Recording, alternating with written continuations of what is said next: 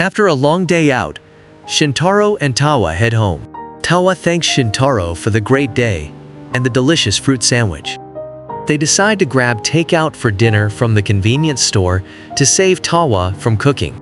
As they approach their building, Tawa mentions making hot tea.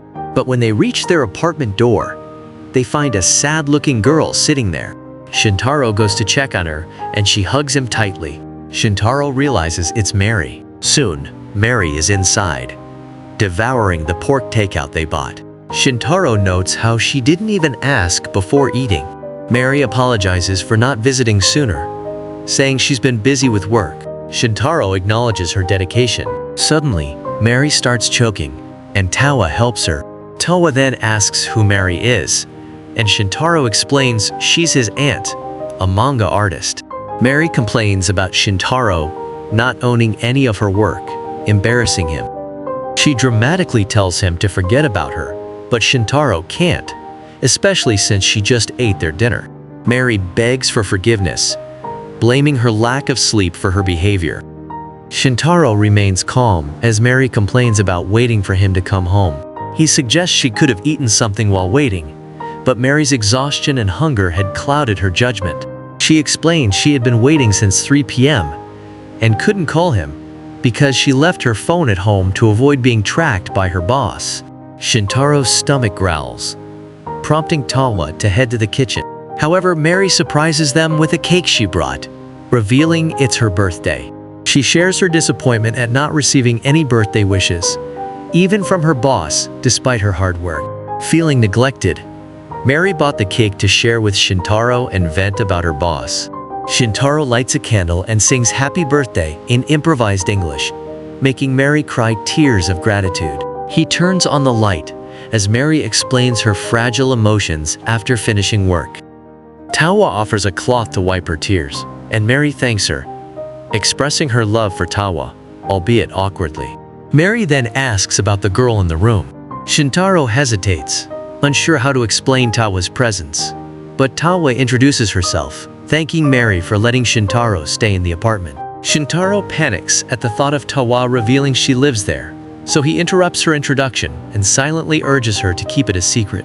Mary mischievously asks if Tawa is Shintaro's girlfriend. Shintaro quickly denies it, saying Tawa is just a classmate they're meeting for the school festival committee.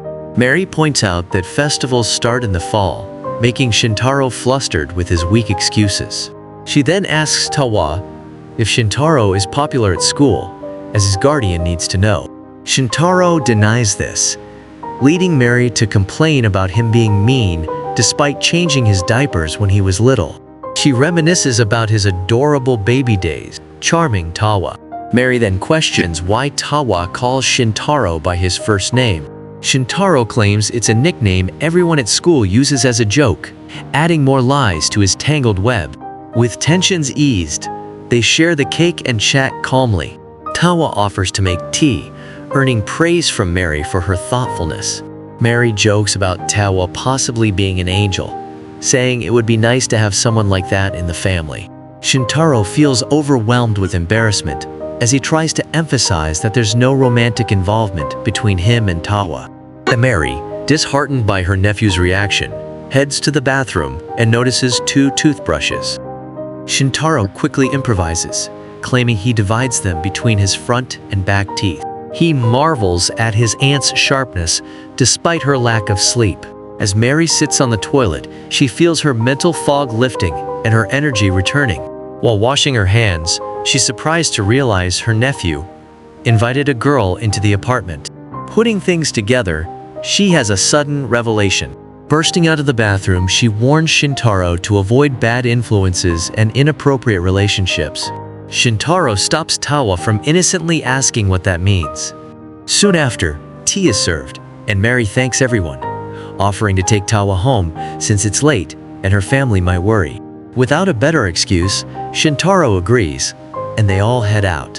On the way, Tawa asks Shintaro what to do, and he suggests she separate from them at some point, then fly back to the apartment unnoticed and hide until Mary leaves. Mary asks about their whispers, and Shintaro quickly claims it's about the festival. Changing the subject, Mary suggests explaining to Tawa's parents why she arrived late, but Tawa declines, saying goodnight and running off. Mary chases after her, telling Tawa that Shintaro may seem shy, but is very kind deep down, hoping Tawa will continue being his friend. Tawa bids an emotional goodbye, leaving Shintaro wondering how long she'll be gone. Back at the apartment, Tawa quietly observes the conversation between Shintaro and Mary, while Mary keeps her talk with Tawa about saying goodbye to herself. Bitterly, Shintaro asks his aunt to eat and leave, but Mary announces she's staying the night and bought an overnight kit. Shintaro insists she leave, or Tawa will end up on the balcony. Mary refuses, citing her need to work and her disappointment with her boss, Kei, whom she calls an idiot. Shintaro realizes she's referring to her editor, Kei Mitsuru, a legendary figure in the manga world. Mary's fanboy outburst surprises her, then saddens her when she reflects on her low manga sales. Shintaro tries to cheer her up by mentioning her anime adaptation, but Mary feels like a burden to her boss. Refusing to leave, she orders Shintaro to get a blanket. Despite the last train not passing yet, Mary insists on staying. Tawa signals that it's okay for Mary to stay on the balcony. Suddenly, the doorbell rings, and Mary warns Shintaro not to answer.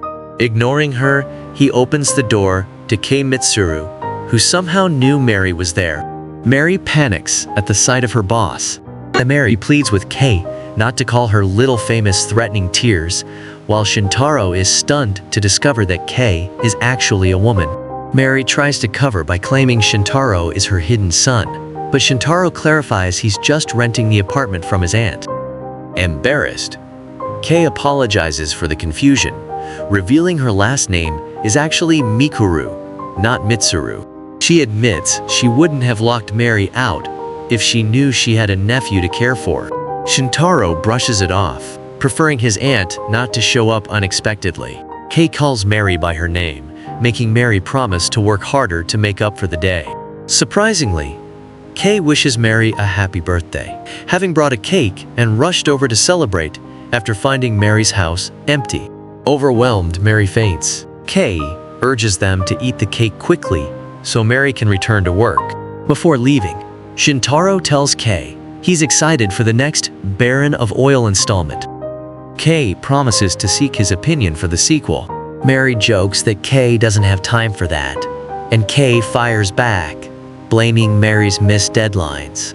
Once they leave, Shintaro takes a deep breath while Tawa emerges from the balcony, expressing happiness at seeing Shintaro with family for the first time and finding his awkwardness around his aunt cute, much to his embarrassment. Meanwhile, Mary suggests to Kei that she writes a romantic comedy about a boy and a girl living in a studio apartment, but Kei doesn't seem too interested. On another day, Shintaro hurries home for dinner when a girl suddenly bumps into him from behind. He's struck by her beauty and striking red eyes. Two guys approach, and the girl reveals she's being chased, asking for his help. Shintaro grabs her wrist without hesitation, and they flee, causing the pursuers to give up when the girl drops her Dracula book. After escaping, Shintaro feels like he's in a cliché manga scene where the hero saves the girl. The girl interrupts his thoughts, complimenting his scent. Shintaro realizes he probably smells like food, considering he was working. He asks if she's okay, noticing her bandaged leg. She explains it's her style. Not knowing what to say, Shintaro asks about the guys. She believes they're descendants of Professor Abraham Van Helsing, her enemy, who has been plotting for 134 years to destroy vampires. Shintaro finds it unexpected, thinking he'd encounter a kappa or demon before a vampire. The girl reveals she's Lushka, a vampire from the last lineage of Transylvanian nobility. Shintaro reflects on his eclectic group of friends, living with an angel, befriending a yokai, and now helping a vampire. Suddenly, one of the girl's colored contact lenses falls out, revealing her true eye color. She explains the escape dried out her iris, then removes her eye patch to show her red eye, a manifestation of her bloodlust, as proof she's a vampire. However, The other lens falls out, and she grumbles about the cost. Feeling deceived, Shintaro complains, but the girl argues she's shedding her skin and insists she's a vampire. Faced with her persistence, Shintaro realizes he's encountered another eccentric person. Unable to leave her alone, he offers to accompany her home or to the police station. She suggests a nearby cafe where she knows someone. At the cafe, she offers to repay him and asks him to wait inside while she changes. Shintaro hesitates, unsure if high school students can enter a maid cafe and leaving Tawa waiting. He hurriedly leaves without saying goodbye, and the girl admires his scent once again. Back home, Shintaro tells Tawa about the girl who pretends to be a vampire, suffering from what he calls protagonist syndrome. Tawa says she loves dreams, but Shintaro explains this one isn't so cool. He says goodnight, and they go to sleep. Suddenly, Shintaro hears a noise and opens his eyes to find the girl licking his neck. He screams, waking Tawa. They see the girl standing in front of them. Shintaro asks how she got in, and she explains she tracked his scent. He notices the door glass is cut. Tawa thinks the apartment owner is talking to her, but Shintaro tells the girl to leave. She insists on one last lick before leaving.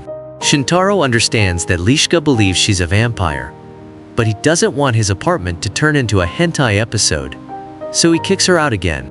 Meanwhile, Tawa is excited to see a vampire for the first time, but Shintaro insists the girl is just pretending. Lishka proves her vampiric nature by flapping her bat wings, leaving Shintaro and Tawa stunned. Faced with undeniable evidence, Shintaro acknowledges the reality of the situation. He asks why she was wearing contact lenses, and Lishka explains she wanted to be a European vampire. Striking a powerful pose, she introduces herself as Lishka. Shintaro and Tawa introduce themselves in return, and Shintaro pushes Lishka out again. Before leaving, she asks to sniff Shintaro's neck as proof of her mercy. She explains she sustains herself by drinking red liquids like fruit juice. Shintaro searches for grape juice for her while she waits.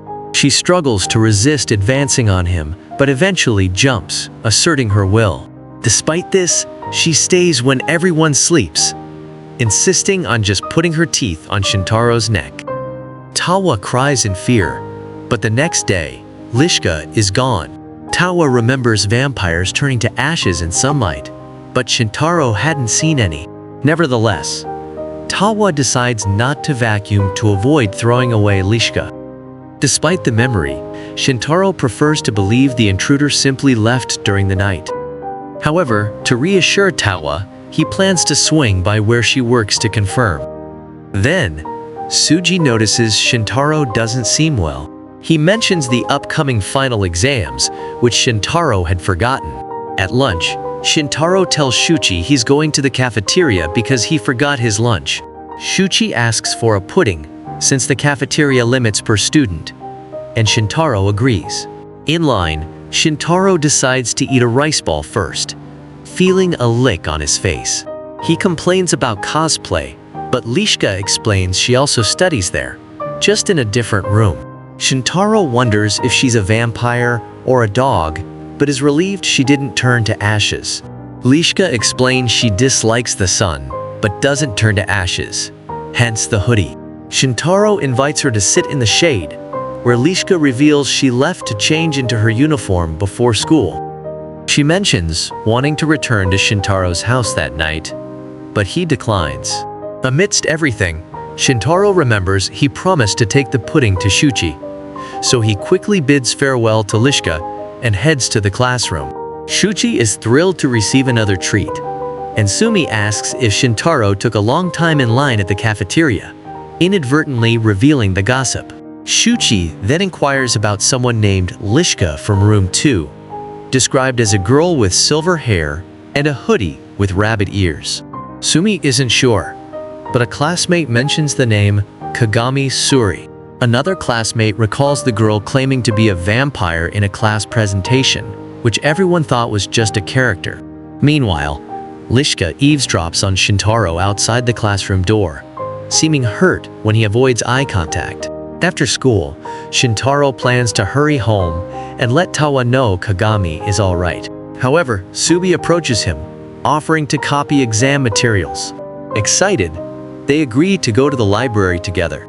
Inside, Lishka rejoices at more time with Shintaro, but her relative urgently beckons Shintaro outside. He bids Subi goodbye and follows the bat.